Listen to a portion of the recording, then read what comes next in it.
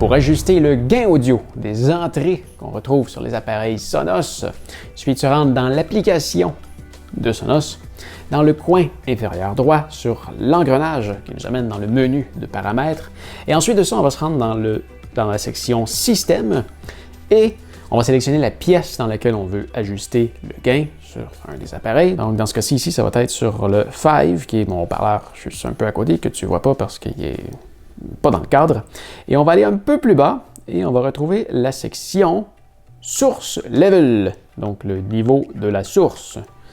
Et ici, on peut voir qu'on a 10 degrés d'amplification qu'on peut ajuster sur l'appareil. Les niveaux sont étalés de faible à élevé et sont sur une échelle de 10. Chaque appareil audio analogique a des niveaux différents de puissance de son. Alors, quand on connecte une source analogique à Sonos, il va de soi que le niveau d'amplification doit être déterminé. Par exemple, un appareil avec un excellent DAC audio aura besoin d'un niveau d'amplification nettement inférieur à un petit appareil portable. Par exemple, si tu dois augmenter le volume au maximum sur Sonos pour entendre le volume à un volume convenable, eh bien, probablement que tu dois sélectionner quelque chose de plus élevé. Et dans le cas contraire, si tout ce que tu écoutes sonne avec une distorsion incroyable, comme ce que tu es en train d'entendre en ce moment, vraiment désolé, eh bien là, probablement qu'il faut que tu baisses le niveau d'amplification et que tu prennes quelque chose de beaucoup plus bas, parce que là, le gain était trop élevé, ce qui crée une distorsion. Et maintenant, si ce que tu es en train d'essayer de brancher, c'est une table tournante, là, ça peut être une autre histoire. Le niveau de son d'une table tournante est tellement faible que tu as besoin d'un amplificateur phono pour réussir à entendre quelque chose. La plupart des tables tournantes qu'on retrouve sur le marché n'ont pas d'amplificateur phono intégré, mais certaines, comme celles que l'on retrouve sur le site web de Sonos, le font.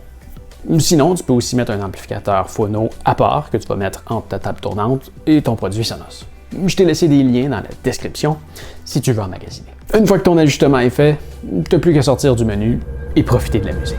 Alors voilà, ça fait le tour pour aujourd'hui. J'espère que ma vidéo va t'avoir aidé. Si c'est le cas, s'il te plaît, donne-moi un pouce en l'air.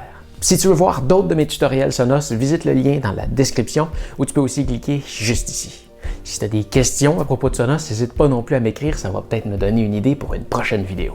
Si tu veux magasiner un produit Sonos, tu peux aussi regarder avec le lien dans la description. Tu vas pouvoir magasiner au travers plusieurs magasins. Et si tu as besoin d'aide à choisir le bon parleur pour toi, je t'invite à regarder ma vidéo pour t'aider à faire ton choix juste ici. Mais enfin, n'oublie pas de t'abonner à ma chaîne pour me retrouver plus facilement la prochaine fois que tu as besoin d'aide. Tu peux aussi jeter un coup d'œil à ma chaîne principale où je fais des voyages un peu partout dans le monde. Je suis certain que tu vas aimer. Allez, fais attention à toi. Salut!